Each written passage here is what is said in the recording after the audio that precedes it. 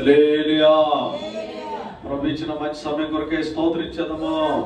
స్తోత్రం స్తోత్రం స్తోత్రం స్తోత్రం స్తోత్రం స్తోత్రం స్తోత్రం స్తోత్రం. ప్రభు ఈ ఉదయకాల ఆరాధన అంతా ప్రారంభించి నడిపించినందుకు స్తోత్రించదము. స్తోత్రం స్తోత్రం స్తోత్రం స్తోత్రం స్తోత్రం స్తోత్రం. ఈ సాయంకాల సమయంలో మరొకసారి యొక్క టిట్కో గృహాల్లో ప్రభు మనల్ని చేర్చినందుకే స్తోత్రించదము. స్తోత్రం స్తోత్రం స్తోత్రం స్తోత్రం. రావాల్సిన బిడ్డలందరినీ ప్రభు నడిపించినట్లుగా స్తోత్రించదము. స్తోత్రం స్తోత్రం. ఈ సాయంకాల సమయంలో కొంత సమయం మనతో మాట్లాడి ప్రభు చేరువచ్చిన బిడ్డల్ని మనల్ని దేవుడు అందరిని ఆదరించి విశ్వాసం చేత నింపి బలపరిచినట్లుగా స్తోత్రం చేయదము. స్తోత్రం స్తోత్రం స్తోత్రం స్తోత్రం. ఆమేన్. కూర్చుందాం. ఈరోజు ధ్యానార్థంగా మన పరిశుద్ధ గ్రంథాన్ని 103వ కీర్తన 13వ వచనం చదువుకుందాం. 103వ కీర్తన 13వ వచనం. తండ్రి తన కుమారుల ఎడల జాలిపడినట్లు యెహోవా తన యందు భయభక్తులు గల వారి ఎడల జాలిపడును. తండ్రి తన కుమారుల ఎడల జాలిపడినట్లు యెహోవా తన యందు భయభక్తులు గల వారి ఎడల జాలిపడును. ఈరోజు విశేషంగా ఫాదర్స్ డే. ఫాదర్స్ డే అని లోకమంతా కూడా గ్రీటింగ్స్ తెలియజేసుకుంటున్నారు. కొన్ని సంవత్సరాల క్రితం ఇటువంటి లేవు, కానీ ఈ మధ్యలో ఈ అధునాతన యుగంలో ఫాదర్స్ డే అని, మదర్స్ డే అని, బ్రదర్స్ డే అని, సిస్టర్స్ డే అని ఇలా ఒక్కొక్క రోజు నిర్ణయించి ఆ రోజుని వారిని గౌరవిస్తున్నారు. డ్రైవర్స్ డే అని, టీచర్స్ డే అని ఇలా ఎన్నో వృత్తిపరంగా, ఇట్లా పాస్టర్స్ డే అని, ఇట్లా ఇవన్నీ అధునాతన ఈ కల్చర్లో ఇవన్నీ కూడా వచ్చాయి. కాబట్టి ఈరోజు ఫాదర్స్ డే చాలామంది వాట్సాప్ గ్రూపులన్నీ నిండిపోతూ ఉన్నాయి. ఫాదర్స్ డే అని ఎప్పుడు లేని విధంగా తండ్రిని గణపరుస్తూ, కన్న తండ్రిని గురించి గొప్పగా మాట్లాడుతూ ఈరోజు చాలామంది ఫాదర్స్ డే జరుపుకుంటున్నారు. కానీ దురదృష్టకరం ఏంటంటే ఎప్పుడు కని విని ఎరుగని విధంగా చాలామంది పేరెంట్స్, తల్లిదండ్రులు బిడ్డల చేత త్రోసివేయబడుతున్నారు. సంపాదించిన సంపాదన, వారి కన్న ప్రేమ అన్నీ వదిలేసేసి తల్లిదండ్రుల్ని అనాథులుగా విడిచిపెట్టే దుష్టకాలం ఇది.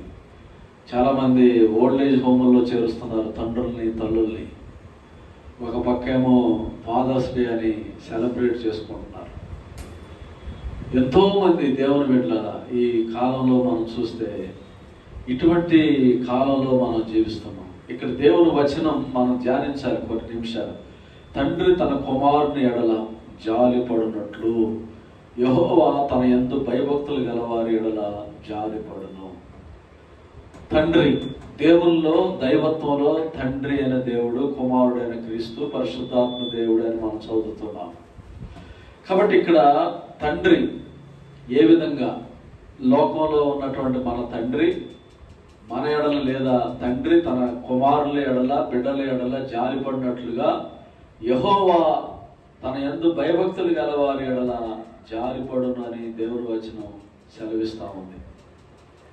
కాబట్టి తండ్రి అనబడేటువంటిది ఒక స్థానం చాలా విశేషమైంది, చాలా ఉన్నతమైంది. తండ్రికి ఇచ్చేటువంటి ఆ యొక్క ఘనత, మర్యాద చాలా ఉన్నతమైంది. దేవుడు కూడా అంటాడు ఒక సందర్భంలో, నేను తండ్రిని అయితే మలాకిలో 1వ అధ్యాయంలో మనం చదివినప్పుడు, కుమారుడు తన తండ్రిని గణపరచును కదా, దాసుడు తన యజమానిని గణపరచును కదా. నా నామమును నిర్లక్ష్య పెట్టి యాజకులారా, నేను తండ్రినైతే నాకు రావాల్సిన ఘనత ఏమాయను? నేను తండ్రినైతే నాకు రావాల్సినటువంటి ఘనత ఏమాయను అంటే తండ్రి ఘనపరచబడవలసినటువంటి స్టేజ్లో ఉన్నాడు తండ్రి. చాలామంది తండ్రిని అగౌరవపరుస్తారు, హీనపరుస్తారు. ఇవన్నీ పాఠాలు మనం ధ్యానించాలి.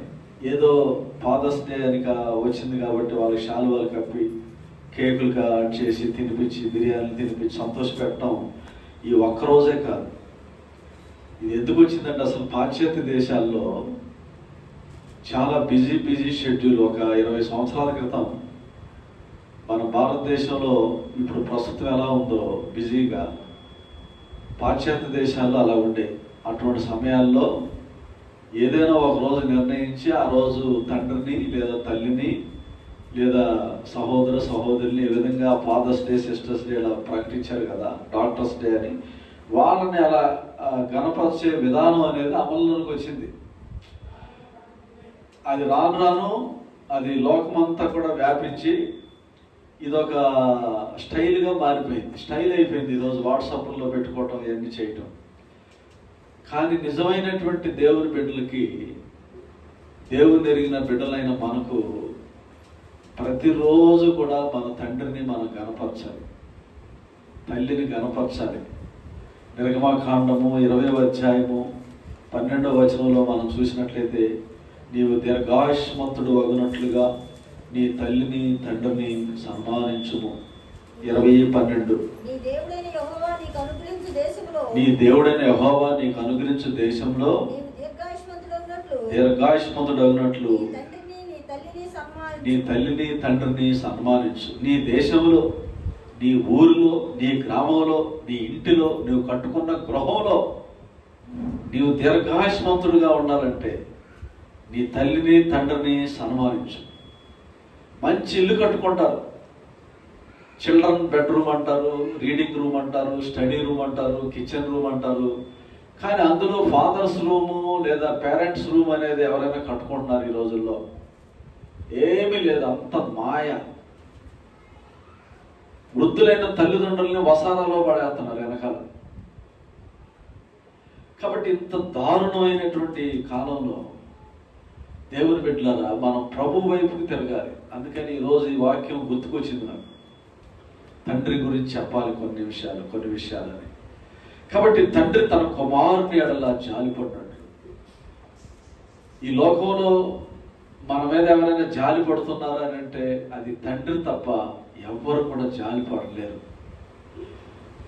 నీ కన్న తండ్రి తప్ప నీ భార్య నీ మీద జాలి పడదు, నీ కన్న కొడుకు నీ మీద జాలి పడడు, కన్న కూతురు నీ ఆస్తి అంతా రాసిచ్చినా కానీ నీ మీద జాలి పడరు.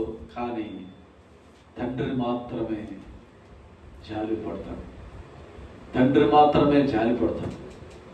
ఒక బుడ్డోడు తండ్రిని అడిగాడంట, నాన్న అమ్మ ఎప్పుడు నన్ను సంకనే ఎత్తుకుంటుంది, నువ్వేంటి ఎప్పుడు మెడ మీద ఎత్తుకుని తిరుగుతావు అని.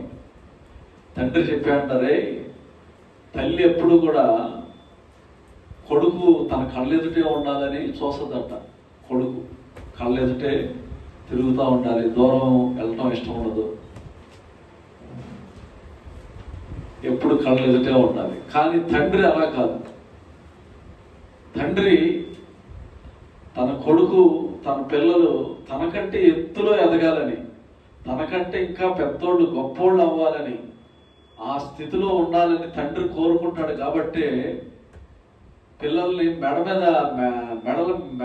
మీద ఎక్కించుకొని తిప్పుతాడు తండ్రి. హల్లెలూయా!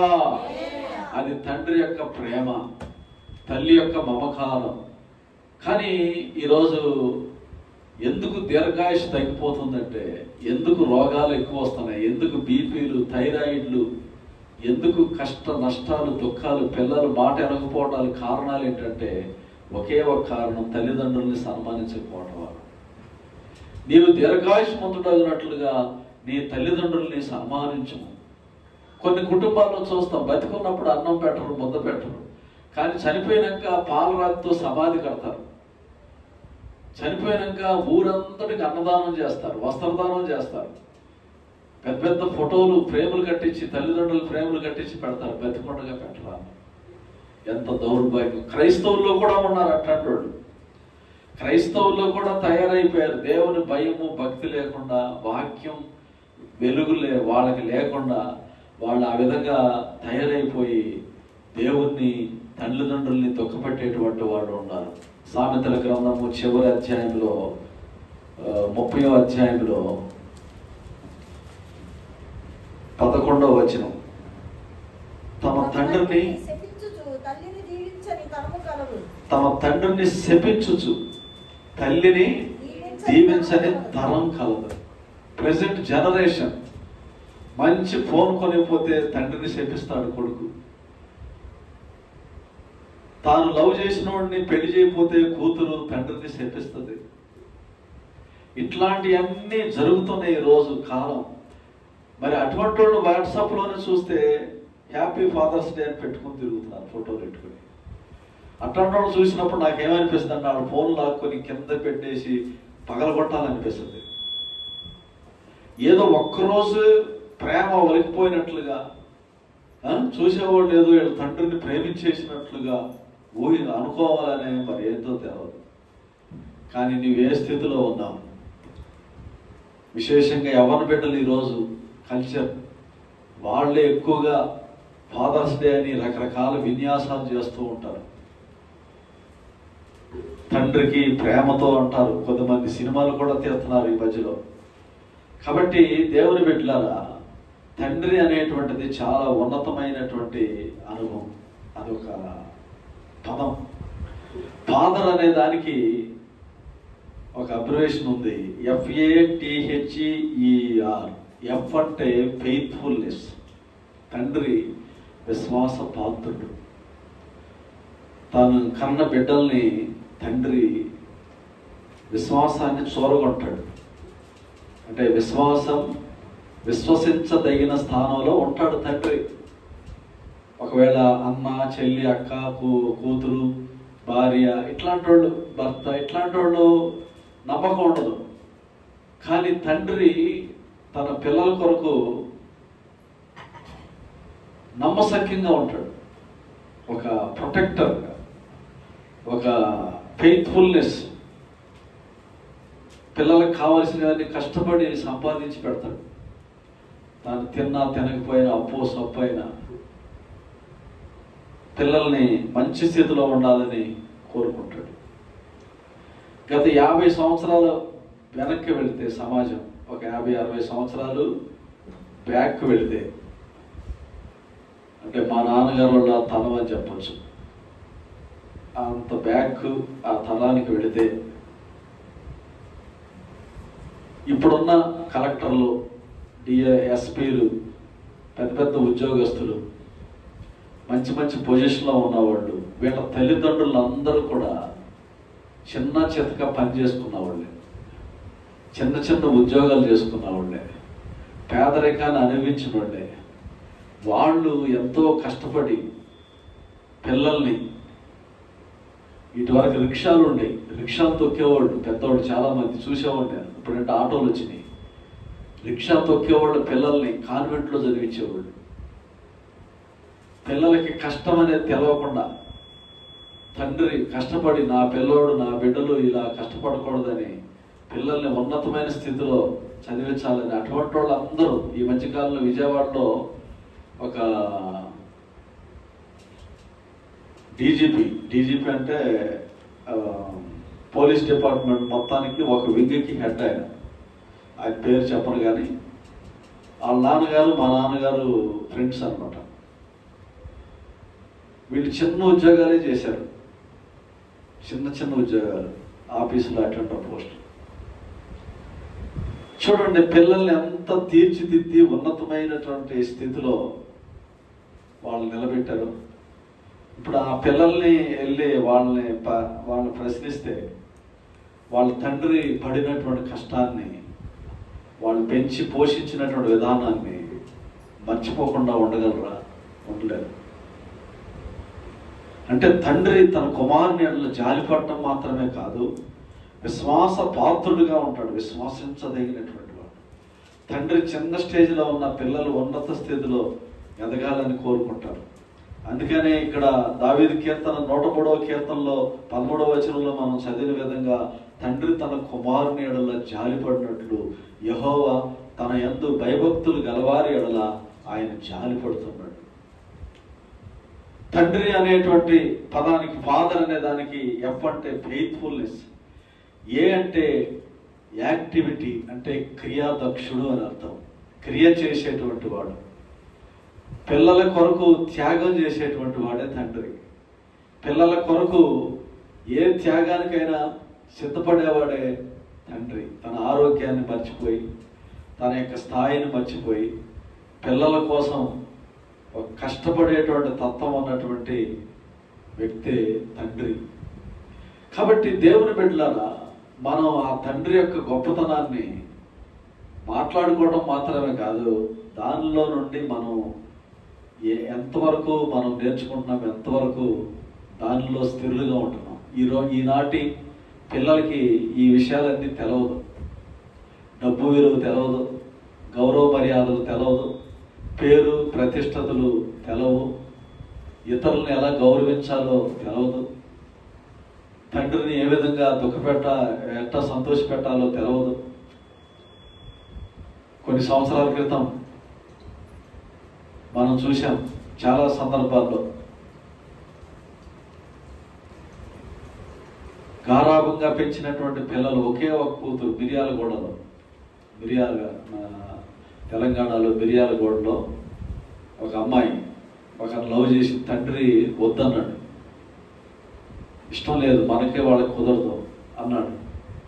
కానీ వాళ్ళు బలవంతంగా రిజిస్టర్ ఆఫీసులో పెళ్లి చేసుకున్నారు. తండ్రి ఎంతో మదనపడి ఆ అబ్బాయిని ఎలాగో లేపించేయాలి అని అనుకున్నాడు. ఏదో జరిగింది. ఆ తర్వాత తండ్రి కొన్ని వేల కోట్లకి అధిపతి కుమిలిపోయి కూతురు కోసం చనిపోయాడు. మీడియా వాళ్ళందరూ ఆ కూతుర్ని ఇంటర్వ్యూ చేస్తున్నారు, వీళ్ళని ఇంటర్వ్యూ చేస్తున్నారు. కానీ కూతురుకి తండ్రి మీద ఎంత కూడా జాలి కనికరం ఉందని, పెంచేడే తండ్రి, కన్న తండ్రి అని ఏ మాత్రం కూడా జాలి దయ దాక్షిణ్యాలు ఏమీ లేవు. పోలీసులు చూస్తూ ఉండగా తండ్రిని అరెస్ట్ చేశారు.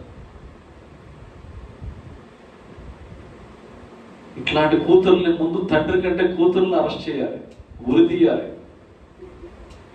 ఇటువంటి వాళ్ళు ఇప్పుడు స్టేటస్లో ఫాదర్స్ డే అని పెట్టుకుంటూ తిరుగుతున్నారు చాలా మంది. చాలా చోట్ల పోలీస్ స్టేషన్లో కూడా కూతుర్లు తండ్రుల్ని స్టేషన్లో పెట్టిస్తున్నారు. మా పెళ్ళికి మా నాన్న ఆటంకంగా ఉంటున్నాడు, మా నాన్న చంపించాలనుకుంటున్నాడు మా ఆయన్ని. ఇట్లాంటి సోది కబుర్లన్నిటికీ గవర్నమెంట్ వాడు సపోర్ట్, చట్టాలు సపోర్ట్. కాబట్టి ఇది అన్యాయం జరుగుతుంది దేశంలో. కాబట్టి దేవుని బిడ్డలు, క్రైస్తవులు, దేవుని వాక్యాన్ని ఎరిగిన బిడ్డలు, ప్రభు వైపు భయభక్తులు ఉన్నవాళ్ళు, మారు మనసు పొంది బాప్తిసం పొందినటువంటి బిడ్డలు తల్లిదండ్రుల్ని ఎట్టి పరిస్థితుల్లో దుఃఖపరచకూడదు. సామెతలు 16:6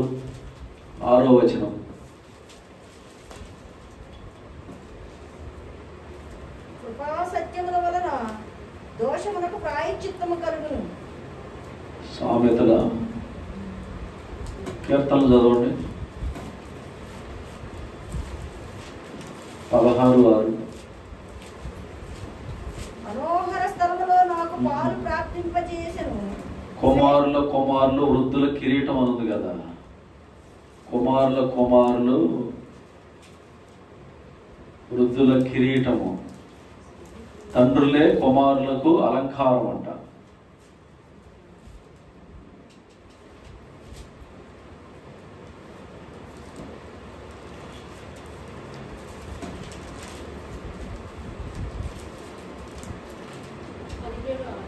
ఏది సామెతలు 17. కుమారులు వృద్ధుల కిరీటం అంట. కుమారులు grand children are crown of the age. తండ్రులకి కుమారులే ఒక కిరీటం లాంటి వాడు. చూడండి, తండ్రి తన బిడ్డలకి ఒక కిరీటంగా ఉంటాడు. అంటే ఒక గౌరవం, ఒక ఉన్నత స్థితిలో ఉన్నటువంటి, చెప్పుకోదగినటువంటి ఒక స్థితిలో కనబడేవాడే తండ్రి. అటువంటి తండ్రి ప్రేమ, అటువంటి ప్రేమను మనం, అటువంటి త్యాగాన్ని, అటువంటి కృపను మన తండ్రిలో, మన ప్రభువులో మనం చూడొచ్చు. కాబట్టి దేవుడు తన యందు భయభక్తులు గల వారి యందు జాలి పడుతున్నాడని చదువుతున్నాం. అలాగే మలాకిలో మనం చదివినప్పుడు 14:6 తండ్రుల్లో హృదయాలు పిల్లల తట్టును, 4:6 మలాకి.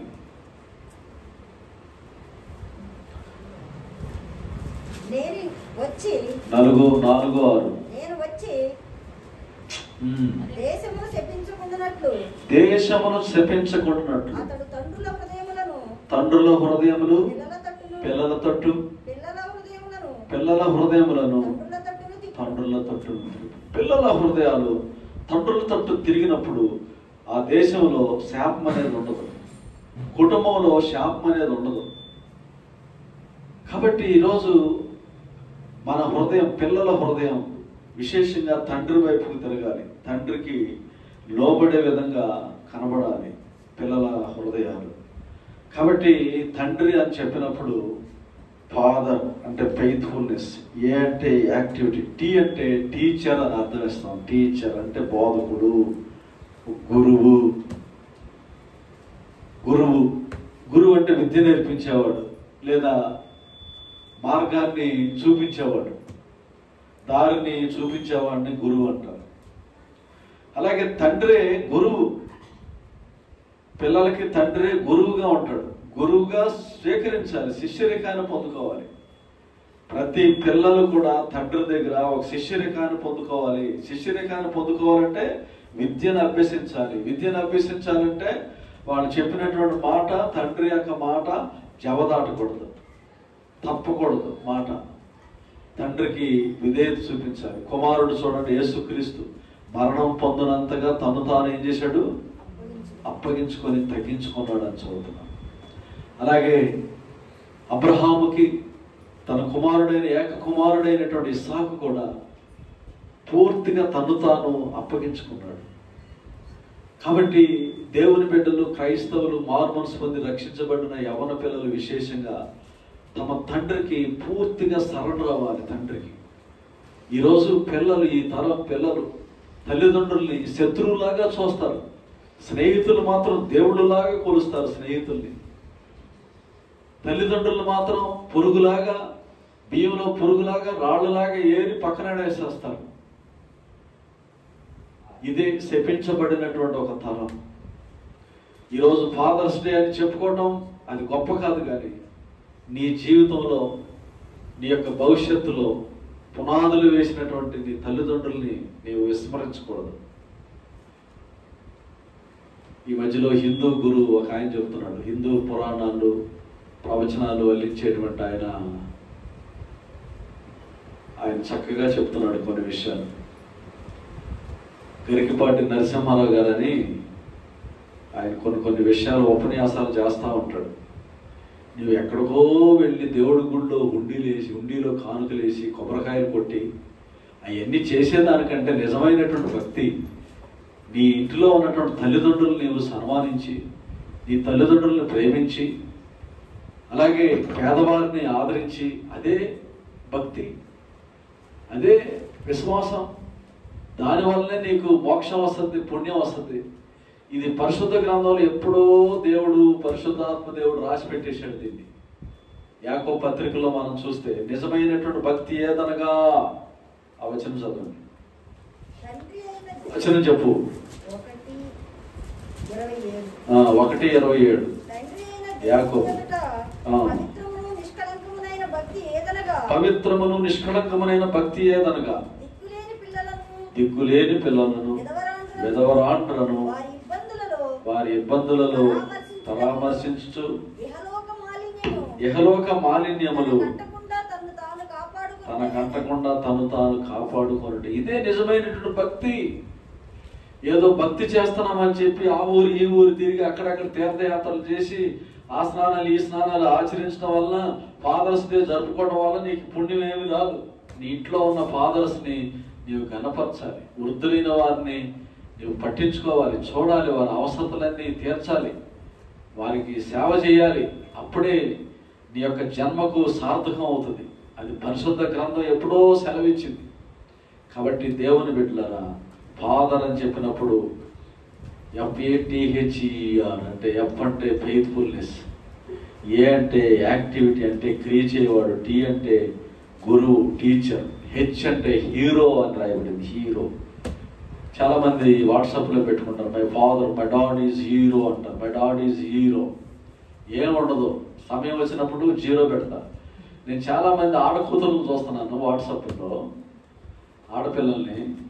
ఇది వింటారు, తర్వాత యూట్యూబ్లో ఎక్కుద్ది. ఇది మారాలనే చెప్తున్నాను నేను. చాలామంది ఆడపిల్లలు 90% మై డాడ్ ఈజ్ హీరో అంటారు. వాళ్ళే రాబోయే రోజుల్లో ఎవడో ఒకటి లేపుకెళ్ళిపోయి అమ్మా నాన్నల మీద కేసులు పెడుతున్నారు. ఏ పిల్లలైతే మై డాడ్ ఈజ్ హీరో అని చెప్తున్నారో ఆ పిల్లలే పోలీస్ స్టేషన్లో నుంచోబెడుతున్నారు తల్లిదండ్రుల్ని. నేను 2-3 సందర్భాలు చూశాను. అందుకని అవన్నీ నమ్మకూడదు, నమ్మం కూడా. కాబట్టి దేవుని బిడ్డలారా, తండ్రి మనకి హీరో. ఇంకా ఆయన కంటే హీరో ఏంటి? ఈరోజు సినిమా కల్చర్లో కూడా చూస్తే చాలామంది తాము హీరో ఏమంటారు, ఫ్యాన్స్. ఏదో హీరోకి ఫ్యాన్స్ అయిపోతారు.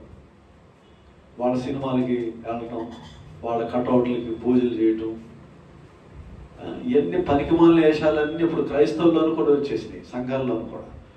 కొంతమంది దొంగ బోధకులు తయారవడం వల్ల వాళ్ళకి కూడా ఫ్యాన్సులు, సినిమా ఫ్యాన్సులు. ఒక ఆయన పాస్టర్ చెప్తున్నాడు ఈ మధ్యలో, బాలకృష్ణ అంటే ఆయన ఫ్యాన్ అంట పాస్టర్ గారికి. ఈ దౌర్భాగ్యమైన పాస్టర్లు ఎక్కువైపోయారు ఈరోజు. అందుకని వాళ్ళ వలన సంఘంలో ఉన్నటువంటి బిడ్డలు కూడా చెడిపోతున్నారు చాలామంది. కాబట్టి మన హీరో డాడ్, నిజంగానే తండ్రి హీరో. పరలోకమందున తండ్రి మన హీరో, ఆ తర్వాత జన్మనిచ్చిన తండ్రి. ఎందుకంటే ఆయన కంటే గొప్పవాడు ఎవరు? ఆయన లేకుండా నీవు భూమి మీదకి రాలేవు కదా. ఈ ఫాదర్ అనే దానికి రకరకాల భాషలు ఉంటాయి. దాదా అని పిలుస్తారు కొన్ని రాష్ట్రాల్లో, దాదా. మనమైతే నాన్న అంటాం, తండ్రిని నాన్న. ఇంకా కొన్ని చోట్ల బాబా. అంటే ఇవన్నీ అర్థాలు అనమాట, డిక్షనరీలో అర్థాలు ఇవన్నీ. బాబా అన్నా కూడా తండ్రి. ఇంకో చోట పాప అంటారు, పాప. ఇంకో చోట పప్ప, పప్ప. ఇంకో చోట పాప్. ఈ పాపులో నుండే పోప్ అనే పదం వచ్చింది, ఈ పాపులో నుండే. కాబట్టి ఇట్లాంటి పదాలతో ఆయా దేశాల్లో, ఆయా ప్రాంతాల్లో పిలుస్తూ ఉన్నారు. ఇప్పుడు చదువుకునే పిల్లలు కూడా పిల్లల్ని పప్ప అని పిలుస్తున్నారు. మన పప్ప అంటే తినే పదార్థాన్ని పప్ప అనేవాడు ఇటువరకు. ఇప్పుడు తండ్రి పేరు పప్ప పెట్టేశారు. లేటెస్ట్ అనమాట. ఇవన్నీ పిలవటం వల్ల ఏమీ లేదు. పిల్లలు తెలుసుకోవాల్సిన విషయం ఏంటంటే ఇటు వల్ల కాదు, నీ క్రియ, నీ తండ్రిని నీవు ఎంతవరకు ప్రేమిస్తున్నావు. 103వ కీర్తనలో ఏం చదివాం మనం? 103వ కీర్తన 13వ వచనంలో మన తండ్రి తన కుమారుని ఎడల జాలిపడినట్లు యెహోవా తన యందు భయభక్తులు గలవారి ఎడల జాలిపడుతున్నాడు. తండ్రి తన కుమారుల ఎడల, తండ్రి కంటే మరి ఎవరు కూడా జాలిపడరు. కాబట్టి ఆయన మన హీరో. FATHERలో హెచ్ అనే పదానికి హీరో అని అర్థం ఇస్తా ఉంది. ఈ అనేది HER, ఈ అనేది ఎక్స్ట్రార్డినరీ అని అర్థం. విశేషమైనటువంటి. ఎక్స్ట్రార్డినరీ అంటే ఏమంటారు తెలుగులో? ఉన్నతమైనది లేదా చాలా విశేషమైనటువంటిది అనమాట. ఉన్నతమైనటువంటి ఒక స్థితి అనమాట. గౌరవించదగిన, పూజింపదగిన. రెవరెండ్ అని కూడా అంటారు, పూజింపదగిన. ఎక్స్ట్రార్డినరీ. ఎక్స్ట్రార్డినరీ అంటే ఏదైనా మనం ఒక చోటకి వెళ్ళినప్పుడు ఆ ప్రాంతాన్ని మునిపెన్నడూ చూడని స్థలాల్లో దాన్ని ఎక్స్ట్రార్డినరీగా ఉందంటారు. అలాగే కొన్ని పదార్థాలు తిన్నప్పుడు చాలా రుచిగా ఉంటే దాన్ని ఎక్స్ట్రార్డినరీ అని పిలుస్తారు.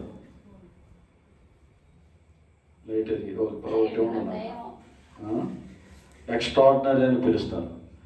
కాబట్టి చివరి దినాల్లో నిజంగా మనము ఈ లోక ఆచారాలు మాత్రమే కాదు కానీ దేవుని పరంగా, దేవుల్లో మనం నిలబడాలి. ఏదో ఫాదర్స్ డే ఈరోజు ఇక్కడ రాగానే సాయంత్రం నాకు గుర్తుకొచ్చింది, ఫాదర్స్ డే గురించి చెప్పాలనే దృక్పథంతోనే నేను ఇటువంటి సంగతుల్ని మీ ముందు ఉంచుతున్నా. FATHER అంటే F అంటే ఫెయిత్ఫుల్నెస్, A అంటే యాక్టివిటీ, T అంటే టీచర్, H అంటే హీరో, E అంటే ఎక్స్ట్రార్డినరీ. ఇంకొక పదం అంటే లాస్ట్ పదం R అంటే రిమార్కబుల్, ఒక ప్రశస్తమైన, విశిష్టమైన అని అర్థం అవుతుంది. తండ్రి కంటే మన జీవితాల్లో విశిష్టమైనటువంటి వ్యక్తి మరొకడు లేనే లేడు. అందుకనే సృష్టికర్త, సర్వం సృష్టించినటువంటి సృష్టికర్తలో ఈ గుణగణాలన్నీ ఉంటాయి. ఎక్స్ట్రార్డినరీ, ఆయనే హీరో, ఆయనే ఒక విశిష్టమైనటువంటి ఒక వ్యక్తి. 9వ అధ్యాయము యెషయా గ్రంథంలో కూడా రాయబడింది, మన కుమారుడు అనుగ్రహించబడను, అతడు ఆలోచనకర్త అని ఇట్లా కొన్ని పదాలు అక్కడ మనం చదువుతున్నాం. నిత్యుడగు తండ్రి, సమాధానకర్తయగు ప్రభువు, ఏలయనగా మనకు శిశువు పుట్టెను, మనకు కుమారుడు అనుగ్రహింపబడెను, ఆయన భుజము మీద రాజ్యభారముందును, ఆశ్చర్యకరుడు, ఆలోచనకర్త, బలవంతుడైన దేవుడు, నిత్యుడగు తండ్రి, సమాధానకర్తయగు అధిపతి అని అతనికి పేరు. కాబట్టి తండ్రిలో ఇన్ని గుణగణాలు ఉన్నాయి. ఇవన్నీ మనం పొందుకోవాలంటే నిజంగా పరలోకమందు ఉన్నటువంటి తండ్రిని మనం ప్రేమించాలి. అందుకని యేసుక్రీస్తు కూడా ఈ లోకంలో పరలోక ప్రార్థన నేర్పించినప్పుడు 6వ అధ్యాయం మత్తయి సువార్తలో పరలోకమందున్న మా తండ్రి అని ఆయన సంబోధిస్తూ, నీ నామం పరిశుద్ధపరచబడుగాక, నీ రాజ్యం వచ్చునుగాక. చూడండి, పరలోకమందున్న మా తండ్రి ఏమన్నాడు? నీ నామం పరిశుద్ధపరచబడుగాక. దై నేమ్ విల్ బి హోలీ అంటే తండ్రి ఘనపరచబడాలి. ఈ లోకంలో ఏదో మనం ఫాదర్స్ డే అని చెప్పుకొని హ్యాపీ ఫాదర్స్ డే అని ఏదో ఇట్లాంటివన్నీ చిల్లర వేషాలు వేస్తే ఈరోజు కల్చర్ అంతా కనబడుతుంది. కానీ రియాలిటీలోనికి వెళితే చాలామంది తల్లిదండ్రులు ఓల్డ్ ఏజ్ హోమ్లో పెట్టేస్తున్నారు. చాలామంది తల్లిదండ్రుల్ని పిల్లలు చూడట్లేదు. ఆస్తులు రాసేసుకొని రోజు ఏదో ఒక సంఘటనలు జరుగుతున్నాయి దేశవ్యాప్తంగా. తల్లిదండ్రులు రోడ్డు మీద పడటం, ఆస్తులన్నీ లాగేసుకొని. అందుకని ఈ మధ్యలో గవర్నమెంట్ కూడా ఒక చట్టాన్ని తీసుకుని వచ్చింది.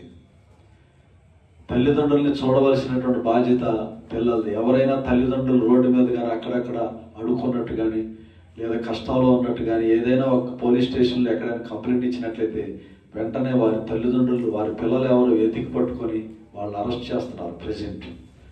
కాబట్టి దేవుని బిడ్డలారా, మనం చదివిన వచనాల్లో 20వ అధ్యాయం నిర్గమకాండం 12వ వచనంలో చూస్తే, నీవు దీర్ఘాయుష్మంతుడు అవ్వనట్లుగా ఏం చేయాలి? నీ తల్లిని తండ్రిని సన్మానించు. ఈరోజు అనేక రోగాలు, బీపీలు, థైరాయిడ్లు, రకరకాల స్కానింగ్లని ఇవన్నీ రావడానికి ఒకే ఒక కారణం ఏంటంటే తల్లిదండ్రుల్ని శపించడం వలన, తల్లిదండ్రుల్ని సన్మానించకపోవటం వలన ప్రేమ, ఆ బంధం అనేది తెంపేసుకుంటున్నారు తల్లిదండ్రులు. చాలా చోట్ల చాలామంది, గత సంవత్సరాల్లో నేను చాలా మందిని చూశాను. విశేషంగా ఆడపిల్లలే తల్లిదండ్రుల్ని తొక్కపెడుతున్నారు ఈరోజు మగపిల్లల కంటే. లవ్లు అని పడి వాళ్ళ వెనకాల పడిపోయి చివరిసారిగా తల్లిదండ్రుల మీద కేసులు పెడుతున్నారు. ఎంతోమంది తల్లిదండ్రులకి, ఒక తల్లికి అయితే పెరాలసిస్ వచ్చేసింది, కూతురు కేసు పెట్టిందని. ఒక తండ్రి అయితే సూసైడ్ చేసుకుని చచ్చిపోయాడు. ఎంత దుర్ఘటనలు జరుగుతున్నాయి. కాబట్టి దేవుని బిడ్డలారా, మన పిల్లల కొరకు మనం ప్రార్థన చేయాలి. యేసుక్రీస్తు చెప్పాడు, మీ కొరకు మీ పిల్లల కొరకు ఏడవండి, ప్రార్థించండి అంటున్నాడు. కాబట్టి ఈ యొక్క దౌర్భాగ్యమైనటువంటి కాలంలో మనం జీవిస్తున్నాం.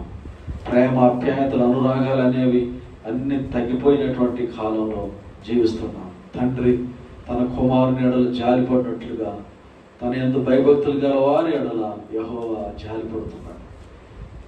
అలాగే మత్తయి సువార్తలో, లోక సువార్తలో కూడా యేసుక్రీస్తు చెప్పాడు కొన్ని సందర్భాల్లో, తన కుమారుడు తండ్రిని చేపను అడిగితే చేపకు ప్రతిగా పామునిచ్చిన, గుడ్డుని అడిగితే గుడ్డుకు ప్రతిగా తేలునిచ్చిన, రొట్టెని అడిగితే రొట్టెకు ప్రతిగా రాతినిచ్చిన అని సంబోధిస్తున్నాడు. మత్తయి సువార్త 7వ అధ్యాయంలో ఉంది, లోక సువార్త 11వ అధ్యాయంలో ఉంది. చదవండి ఒక మాట. మీరు చెడ్డవారై ఉండి మీ పిల్లలకు మంచి ఈవుల నెయ్య నెరిగి ఉండగా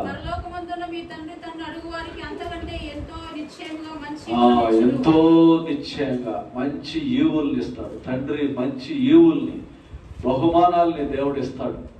కాబట్టి దేవుని బిడ్డలారా, మనందరికీ పరలోకమందున్న తండ్రి ఉన్నాడు. హల్లెలూయా.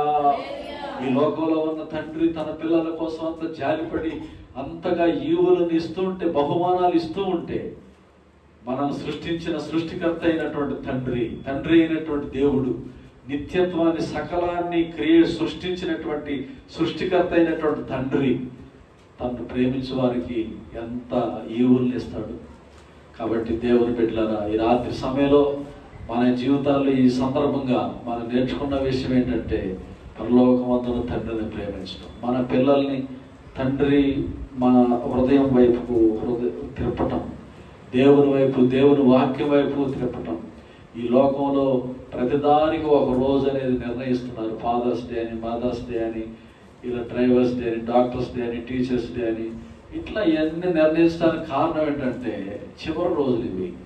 24వ అధ్యాయం మత్తయి సువార్త 12వ వచనంలో చదివితే అక్రమం విస్తరిల్లుట చేత అనేకుల ప్రేమ చల్లారిపోయింది. అనేకుల ప్రేమ చల్లారినటువంటి కాలంలోనే ఆ ఒక్కరోజైనా ప్రేమిస్తారేమో అని ఇలా పాశ్చాత్య దేశాలు ఈ కల్చర్ వచ్చింది. ఆ ఒక్కరోజైనా తల్లిదండ్రులకి మంచి భోజన పదార్థాలు పెడతారేమో అని, మంచి మంచి పదార్థాలు ఇచ్చి గౌరవిస్తారేమో అని. ఈ ఒక్కరోజు గౌరవించడం కాదు, ప్రతిరోజు మనం గౌరవించాలి.